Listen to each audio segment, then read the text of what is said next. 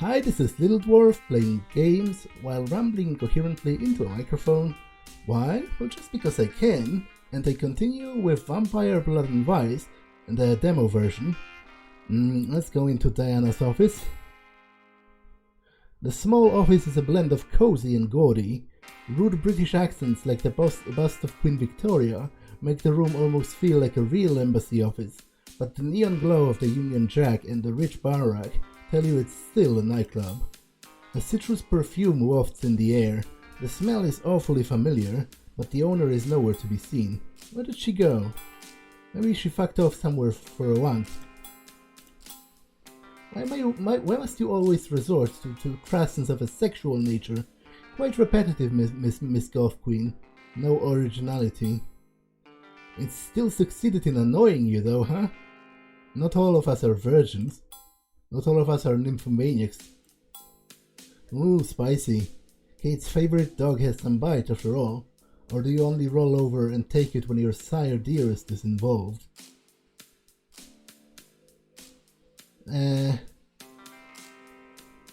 Well, kind of. Maybe we should concentrate on something else. But I will choose one of those to see if you can play them against each other. What exactly is your problem, Anastasia? Problems? I don't have any, at least for now. Try not to be a narc, and we can keep it that way. -1. He blinks, then straightens up with a deep frown on his face. And what is it you intended to mean, Miss Kaminska? Oh, look. It's Kieran, the wettest of blankets, here to make some for me. Just remember, little puppy, you already introduced me to the one who holds your leash, so you're going to have to come up with a different subject to be annoying about. I'm sure it'll be easy for you though, given your track record. He scowls, glaring daggers at Anastasia. Something about what she said seems to have struck a chord with him. The next words he utters are polite but frigid, the tone of them harsh. This aggression is unnecessary, Miss Kaminska. I suggest you cease your provocations before you say something you will truly regret. Fine, can do. Don't know what your problem is, though. She shrugs, the ghost of a smirk still present on her lips, turning on her heel and wandering off to idly browse the office. As soon as she backs off, the tension drains from Kieran's posture. Ready to return to the investigation? Yes, we have much more important things to do than wasting time bickering childishly. Jeez, you both are so stiff. Well, considering that we're all of the same lineage of dead, I would say that stiffness runs in the family, or it would, had any of us been dead long enough for rigor mortis to set in. He brightens up a bit at his own joke, which doesn't really make sense because that's like literal hours, you know, when that happens, so all of them are way past that at that point.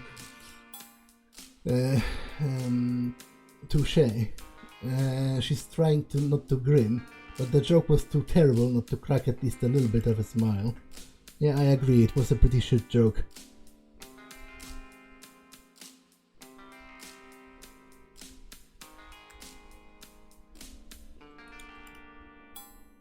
The bookcase is filled with a myriad of items, not only books but large TV, radios and decorative vases.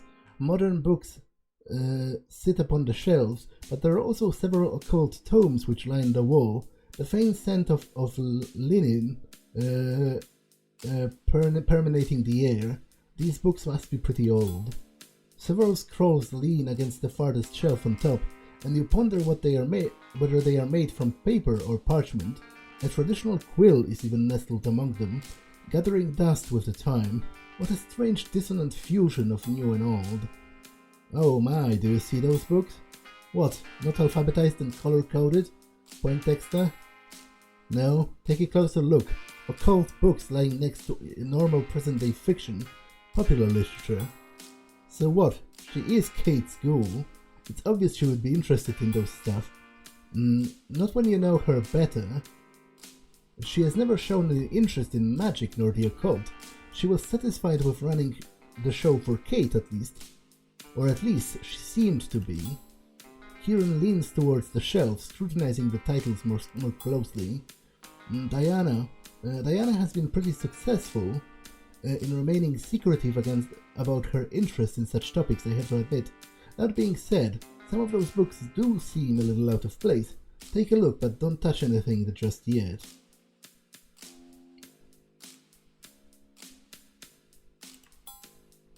Poe was considered a master of ciphers during his time. Maybe a safe combination is hidden within one of his short stories? You leaf through the book searching for answers, or maybe a nudge in the right direction. What? Again, that flows from nowhere. I haven't even discovered there is a safe to crack, so I do think that's broken.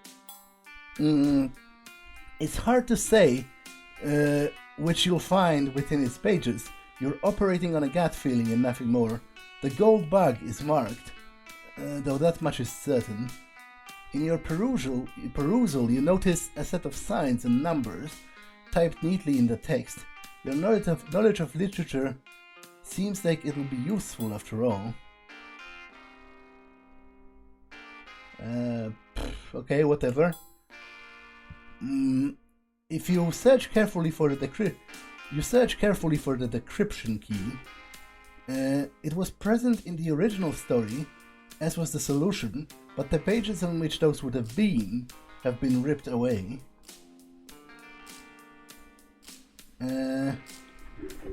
Again, it would be useful to know what are my pools in those different things. Let's try to break the code by yourself. I am an investigator, so I would assume my investigation is quite high. It's no use. I could spend an entire evening trying to break this code, but all you would gain is a headache, or maybe a lack of it, since by the next night you wouldn't have any head to speak of. Try to recall the code. Look for the missing pages. You look around, even under the shelf, but you find nothing relevant to the current search. Look for the pages behind the TV. The CRT TV is heavier than it looks, but with a good grip and no assistance, thank you very much, you're able to lift the TV out of the shelf. Aside from dust, you see a folded page lying inside the box, which looks like it has been ripped from a book. You take it, placing the TV gently back in the spot, and unfold this little mystery. It looks like you found the missing page containing the riddle's solution. A good glass in the bishop's hostel and in the devil's seat. 41 degrees and 13 minutes. Northeast and by north. The main branch, 7th limb, east side. Shoot from the left eye of the death's head. A beeline from the tree. Through the shot 50 feet out. Okay, so that's probably the degrees I need to, like, the numbers represent the degrees I need to turn the dial of the safe or whatever. But the thing is, I don't even know there is a safe, so I think this option shouldn't be here yet. Examine the normal books. Nothing interesting here. Some biographies, trivia books, advice and reference books about the economy and business management. One book stands out though, The Gold Bug, and other short stories by Edgar Allan Poe. Maybe it is you, or maybe it's here for a reason. None of the other books on the shelves are anthologies, not to mention poems or similar. You open the book and search through it. The short story which gives the anthology its name is marked. From what you recall from your English lessons, this one was about deciphering a message leading to a hidden treasure. It's probably just a circumstantial book lying around. You put it in its place. Examine the books Kieran is interested in. The books are placed together and disorganized, in chaos with no rhyme or reason. Diana has quite the collection. She appears to read this one quite often. You point at it. Liber al vel legis. By Aleister Crowley. Good eyes. Let me check them first. I do not think this is a trap, but with the matters of the occult, you're better safe than sorry.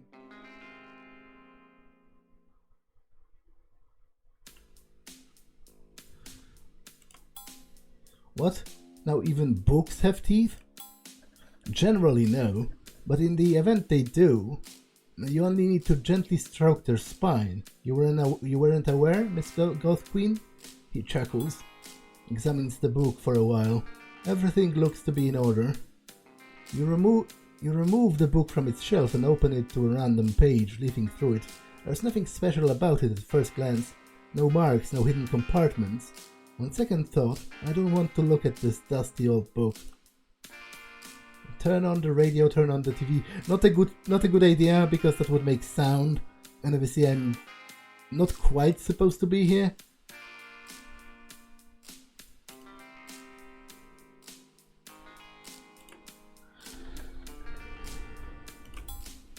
And this desk looks like a solid piece of furniture. Surely anyone who sits behind it is something of a king, or in this case a queen, and the club is their castle. Its surface isn't neat though, breaking the illusion of regality. You do not touch the clutter, instead scanning it for anything that could tell you why things are so disorganized. A computer, you think, rests on the side. There are several items strewn about the desk, a newspaper, an ashtray, several pens and pencils, some documents as well as blank pieces of paper and some books. None of those are in the way out of the ordinary. The ashtray, though, seems to commemorate something. In the middle of a Union Jack with letters surrounding it is engraved, but you aren't sure what they say without a closer look. That is, you'll have to empty the ashtray of its contents, including an unfinished cigarette still smoldering. Inspect the buds. Typical buds from your typical cigarettes. You can just barely read the name, the brand name Embassy written on the side. Diana seems to be a big fan of that word, and those cigarettes, nearly every one of them have lipstick stains. Nothing of particular interest. Well, maybe aside from the biography of Anton LaVey, with several bookmarks poking out of its pages. When you pick it up, Kieran chuckles. Raising both eyebrows, you stare at him. I apologize, it's just... I've met this individual in the past. Quite the showman, to be honest. Please don't ask me to elaborate further. I was on an investigation of sorts. The point is, I mentioned him in passing when I was talking to Diana. Didn't think she would remember him. Much less purchase a biography of his life to scrutinize so thoroughly. Now, Anton LaVey is a founder of the Church of Satan. I don't know much about him personally, but I know he was involved in Satanism. It almost sounds like everyone else here is a PI. Didn't know it was that much of a popular pastime. No, it wasn't anything quite so formal or required as this. I was searching for something. Vague, but it still sounds pretty similar to PI business for me. And we are searching for something, or rather someone. A vampire who broke the Camarilla code of chastity. It's the tradition of progeny.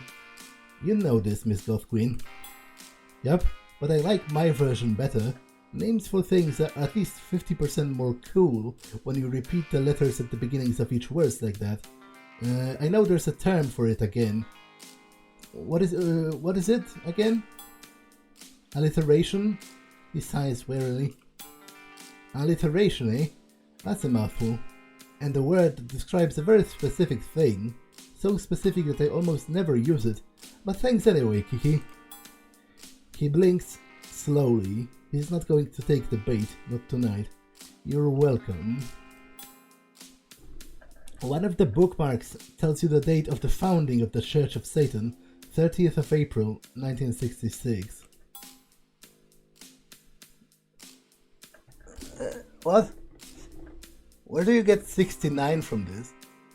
It's impossible because you would have to read 1/6 upside down while simultaneously looking and the other one the right side up? Because it's 66, not 69. It's 66 actually. Yeah, is she like illiterate or does she have dyslexia? You would be a little spoon, wouldn't you, Tinkerbell?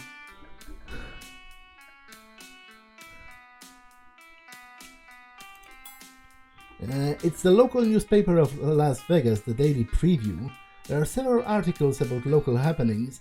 One of the advertisements even raises awareness for an upcoming event in the embassy itself. While you're looking at this, it's not like someone is going to post your obituary. Sadly, she's right. And you'd like it to stay that way, not only because of the issues of your death would undoubtedly cause, but also because it would make your passing real. More so than you are willing or capable of acknowledging at the current moment. Somewhere deep inside, you still hold on to faint hope that this is some absurd nightmare, conjured in the wake of yet another drunken stupor. Okay, check the drawers. Not much in here. Most of them contain papers, writing utensils and other miscellaneous items. In one there is an unopened pack of embassy cigarettes. A single drawer, however, remains locked and takes a key. Pick the drawer open. The lock seems to be stronger than you thought. What secrets may it be hiding? If it's as resilient as an armor safe, you'll never know. This is getting more and more exasperating, as if everything around you is sworn to stand in your way. This is ridiculous. You count to 10, breathing slowly, and hope nothing of importance is hidden inside that drawer. Okay, let's check her computer.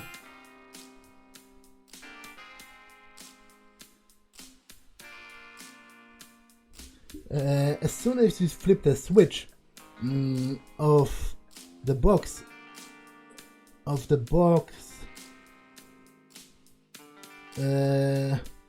soon as you flip the switch on the side of the box, nestling the screen, it flashes to life. A series of scratches and metallic beeps are emitted from the steel cube. The glass screen shows a variety of letters, which disappear less than a second later, the system prompting you for a password. Well, apparently, maybe you don't own one of those machines yourself and won't anytime soon, but you do know some tricks that might be helpful here. Stupid machine. Despite your every attempt, the computer refuses to allow you past the logging screen. The input cursor's incessant flashing, taunting you relentlessly. Your frustration and anger threaten to boil over into a white-hot rage. You grit your teeth, staring daggers at the screen. You can't reason with a machine, and the machine has infinite patience. Well, let's try LaVey. Worth a shot. Diana seems to have gone through his biography with a fine-tooth comb, after all.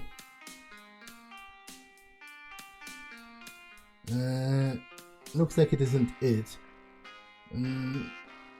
Okay, let's check Goldbug.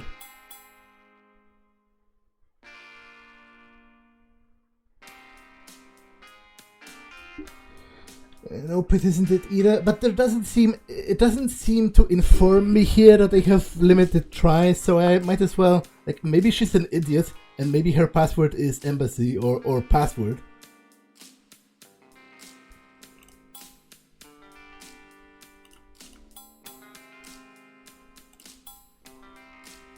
Ah, the old standby. You try replacing the letters with special characters, all the way to almost illegible. You hope Diana is so predictable. But it looks like it isn't it.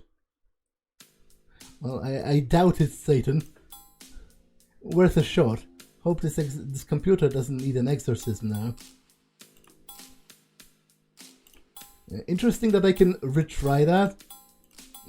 I wonder if there's a chance I would succeed, because if so, I think I don't know if you should be able to just retry that unlimited times unless you always fail. No, okay, so I do think this is a bit cheesy, You don't own one of those machines yourself, and you won't anytime soon, but you know some tricks of the trade that might help you out. Your fingers brush the keyboard gently as you type, a few commands here and there, and the back door is constructed, bypassing the security password prompt with ease. The case of your death is justification enough for hacking into Diana's computer, right? Show off. I wasn't aware you knew how to do that. Impressive. Maybe there's something useful on that computer. Just after you hit enter, a screen displays changes, bringing up a welcome page for Diana. Dismissing that window, there are several files on the homepage, mostly financial stuff dating back to 1969. You guess that she may have had to move those records from paper. Probably a good call. Definitely would have been for you. You dig through several monotonously similar sets of data, indicating the financial state of the club. Nearly half an hour is spent on the slog, and you're nearing admission of defeat when you spy an entry indicating that Diana ordered a wall-mounted safe. It was quite an expenditure, but as Vega's club owner, she had the means to afford it. You glance about, scouring the walls for it, but you don't see the indication that it has been installed in plain sight. Maybe it's behind one of the paintings? Okay, examine older logs. Nothing of interest, at least to you. You're no accountant, and you can't tell if someone has been cooking the books. Search the logs for safe. The computer sifts through the files. After a long moment of waiting, you find that Diana ordered one some time ago, and the file indicated that the code is set to 1969.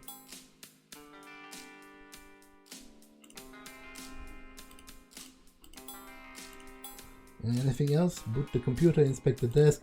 Okay, leave it alone. The wall is decorated with a kitsch, postmodern affront to art that you know would somehow do well in the arts district. Poor investments for sure, unless tax evasion is the end goal.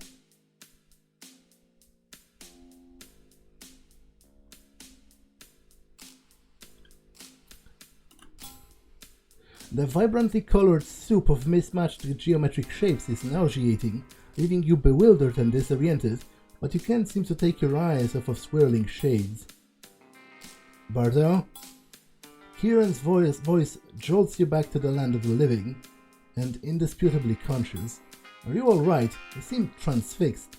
Did you notice anything about the art? No, but I think I do have an opinion about this piece. Try to dig some information about the art trade from your brain. Regardless of your opinion, you're almost certain that those paintings can't have been worth much. This seems very out of place. You wonder why. The painting is not just a simple wall decoration. It's here for a reason. Doesn't mesh well with the images of Diana as a British punk rocker. She would have just placed Sex Pistols or the Exploited posters on the wall if she wanted to express that portion of her identity. Maybe there's something worth looking for behind one of the parts of the polyptych. You go with your gut and dislodge the frame, and you were right. There is a safe tucked away in an alcove behind, where the artwork was displayed, and the paper stamp on the back on the canvas.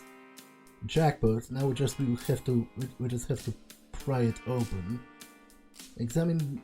As long as we're missing the correct combination, prying it open would take an entire night. Examine the stamp. You squat and squint your eyes, trying to read what's written on a piece of paper glued to the canvas. It looks quite new, maybe a bit yellowed. The text indicates that it was bought in Vibrant Vistas Gallery in the Arts District. It also says that this particular piece was bought on 17th of June 1969. Vibrant Vistas Gallery, the address, I believe it's somewhere in the Arts District, and the date is probably when it was bought. Your attention is caught by a small handwritten note for my beloved Diana.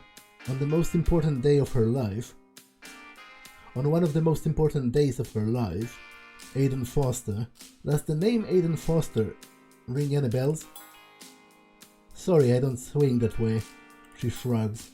Kieran, on the other hand, looks like he's thinking. Our pet nerd seems to have an idea, though. You're right, I believe that Aiden Foster was Diana's husband. Rather touchy topic for her. He died in Vietnam in 1972, from what I recall, killed in action. He pauses, allowing a beat of silence to hang in the air. When I was Kate's school, I helped Diana from time to time with the papers and stumbled upon an envelope with the guy's name on it. Asking her about it was not the correct decision.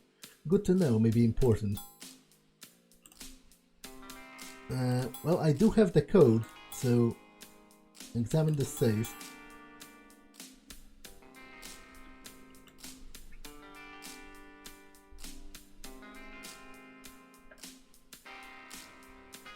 It looks just like a normal civilian use well-mounted safe. There's nothing out of the ordinary about it. There is one knob and it probably needs 4 digits to open. It would take ages to guess the combination, and time is too precious to waste it around. Only looking at a safe makes you furious. Your breath gets short, your new fangs irritate in your mouth. Something is crawling in your spine like a drunken rage. Your vision becomes red as you're pushed back into your mind when the tsunami of blood took control over you. You see your arms like in a dream sequence, grabbing the safe doors by the hinges, and you just rip it off like a piece of paper and throw it at your partners in crime. There it is. You felt it at the verges of your senses, blood. The blood, you know. You grab a vial and down it in one gulp. As the last drop runs down your throat, it feels like ice that revives you. You shake your head, looking at the aftermath of your action. He frowns, not out of anger, but out of concern. I know what you're talking about. Just try your best to suppress those impulses. Otherwise, we might end up with no leads at all in this investigation. Okay, this is a bit weird, because I'm not talking about anything. I didn't say anything. So, again, that doesn't quite follow. Is there something you're not telling me? I'm going to take a wild guess and say probably a lot. He wants to hide the more unseemly facts about our condition and the beast inside you for as long as he can. But we all have to face our true natures eventually. I'm not trying to hide anything, it's just a complicated subject. Anastasia laughs at what Kieran said. Complicated? What's complicated about this? Listen, girl, when you hear it, just follow your gut. Don't listen to him. He'll just hinder your real potential. I like that girl, she talks sense. Kieran rolls his eyes. Listen, Anastasia, I said to her that I'm going to help, and that is what I do. If she'll just run rampage. Yes, Kieran, I know it's your ass on the line this time. You repeat it all the time. Not that I care about it. I don't want to die. I must survive. You straighten up where you stand, and you have no choice but to say something. Otherwise the quarrel will not end. Okay, that's not a very convincing argument. Shut up. Anastasia and Kieran focus on you and turn to stare at one another. That was exceedingly rude. We're helping you with the investigation, and this is the thanks we get? Speak for yourself. Nice lung capacity, Bumblebee. She whistles in appreciation, turning her head to regard Kieran. Bumblebee? Your clothing, Miss Bordeaux. I think our companion was referring to the color scheme and pattern. You look down at the black and yellow striped sweater you slipped in before exiting your apartment. That or the irritating buzzing noise I cannot help but hear when you speak. Okay, thank you. I'm glad you think so.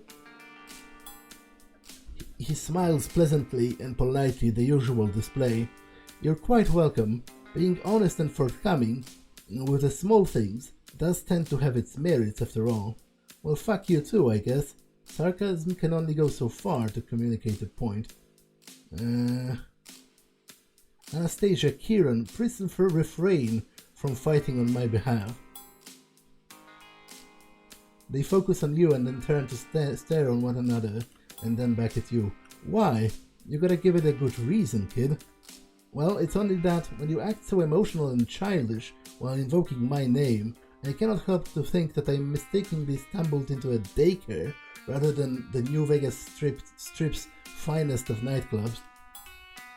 I am not a child, but if I was, that would make you a fetus, little Miss Desiree Conciliere the pacifier, she spits. That being said, Kieran is my adoptive sire, and if any information is pertinent to this investigation, I trust him to relay it to me when his judgment deems the time to be right. Now, why am I not given a chance to side? Why am I not given a chance to side with her on this? I wonder. Quite right. I believe with that we have put the concerns to rest.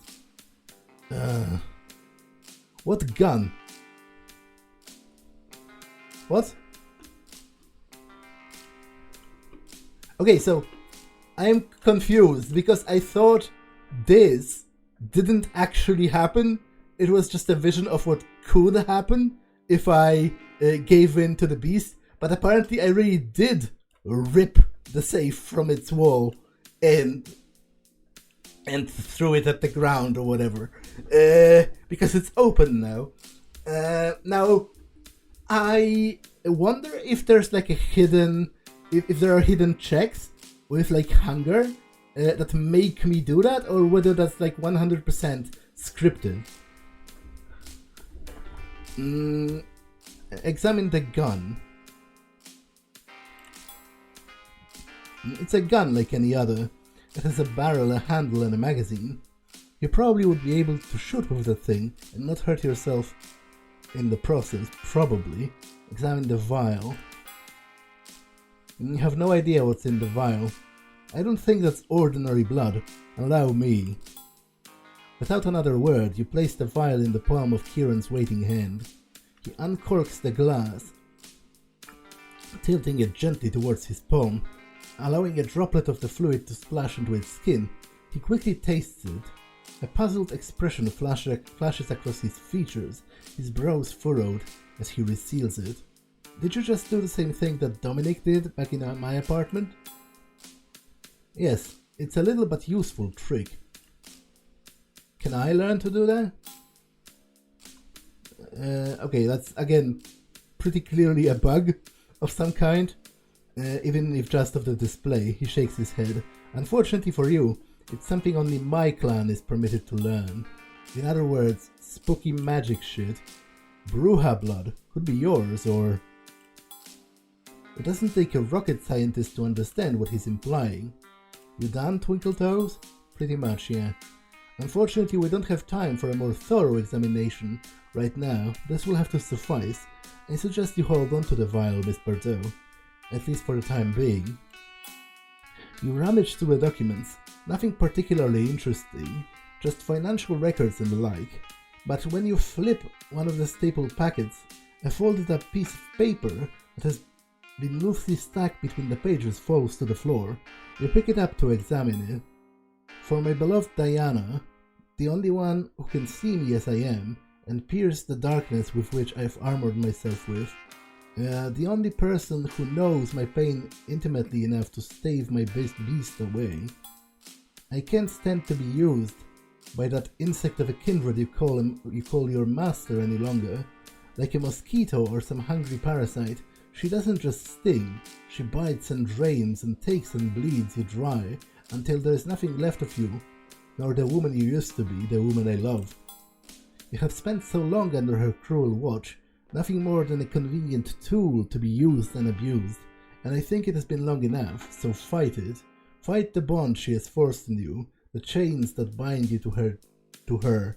Choose me, and in doing so, the freedom you deserve, but above all, choose yourself. Dove.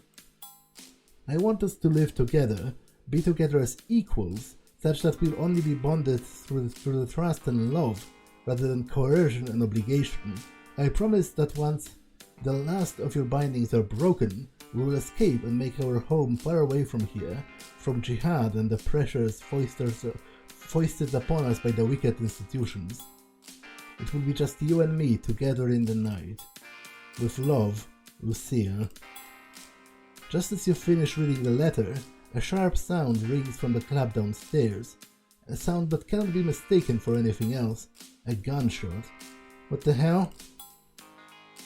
She pumps her fist in air with a loud, enthusiastic whoop. Finally some action. That didn't sound good. We need to leave now. He looks concerned.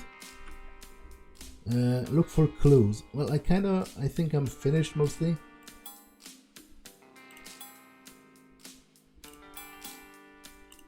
Is there anything else that... No, but wait, this couldn't have happened, because if I drank the vial of blood, how could have Kieran inspected it? It must have been like a vision, right? Like something I wanted to do, something that my beast compelled me to do, but I didn't actually do. So why wasn't there a moment where I inputted the key to the save?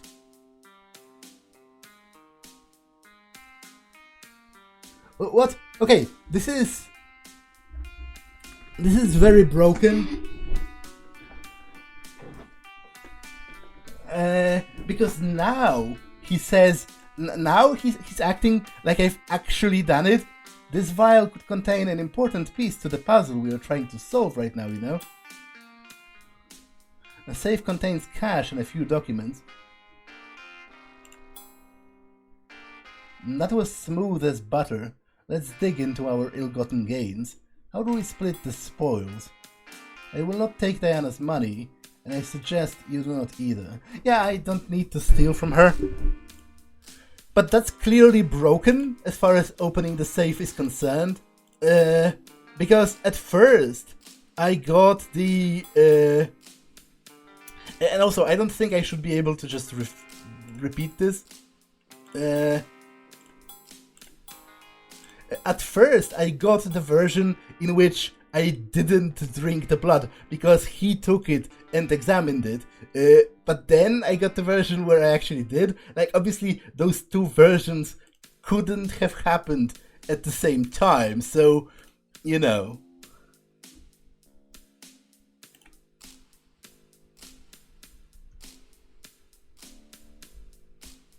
Someone getting shot?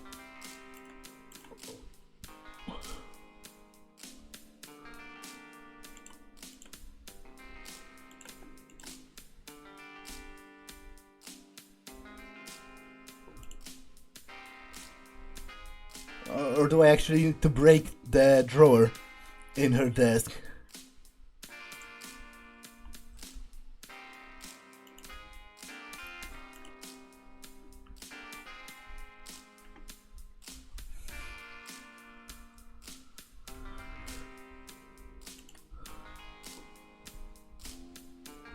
It doesn't look like anyone is disturbed.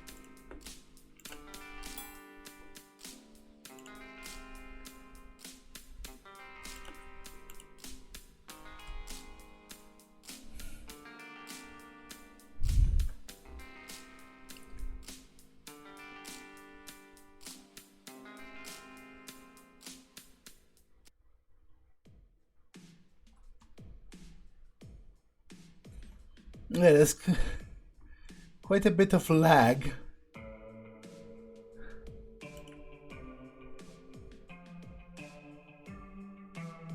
Okay, so maybe I do need to break the drawer, actually.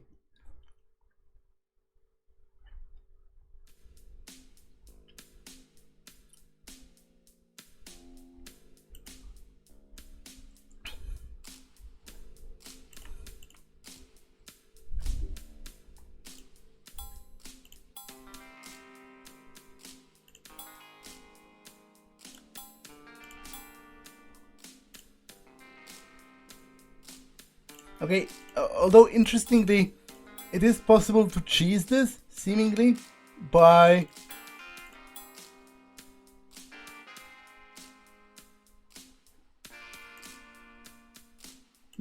Or maybe not. Apparently I can't investigate the drawers anymore, so...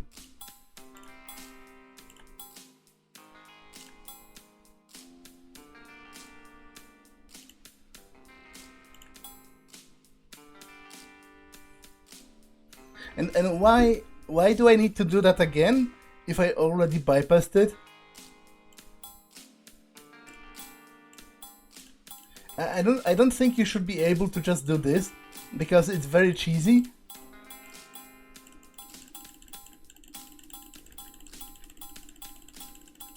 But especially, I don't think you should be forced to do that after you already succeeded once.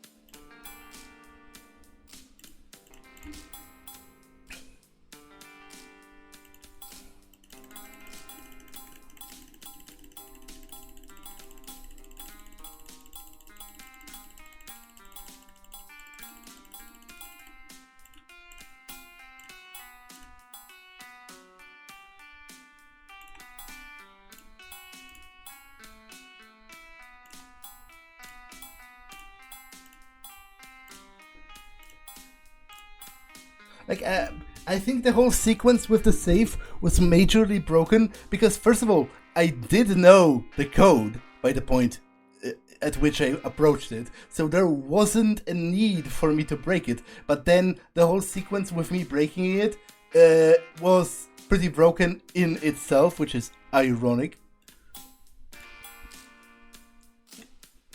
What does the game want from me at this point?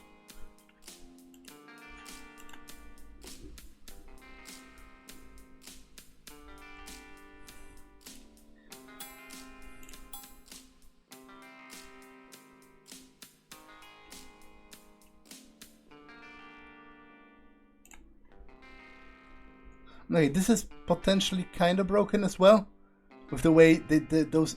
Although I guess not, it doesn't really overlap. It only overlaps in the highlighting, but you're able to choose the save. Yeah, and again, this is the version in which it doesn't actually happen, so that's majorly broken.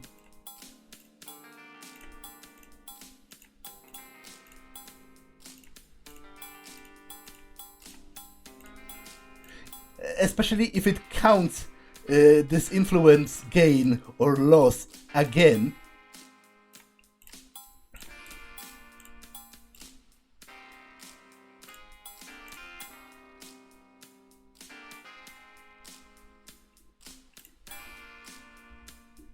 The gun is a standard Colt issue Colt. The magazine is full, but the safety is engaged. The only difference between a normal gun and this one is the serial number. On this one has been filed off.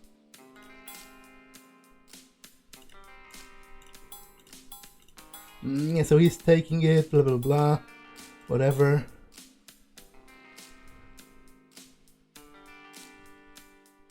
Wait, but this... I don't think this was said before.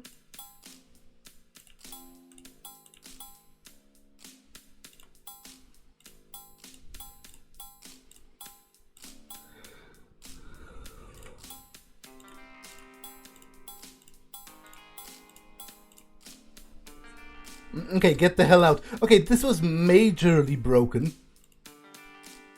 To be continued. Okay. Yeah, there's clearly a lot to still work on in terms of just the simple structure of the dialogue, whether things flow logically from one step to another. The combat is, I would say, pretty broken at this point. And certainly rather confusing. I do think there needs to be a tutorial of sorts, either tooltips or at least descriptions of particular actions or things that you can do, especially in the very first combat that you're in. I think there are also some issues with the graphics. Like, some things were very dark in a way that I don't think was necessarily intended. Yeah, so definitely still a lot to work on. I do like the skill checks. I do like some of the party dynamics, that the companions actually bicker with each other, and you have an influence system where you can side with one of them versus the other, and they like you more for it. I think that has potential.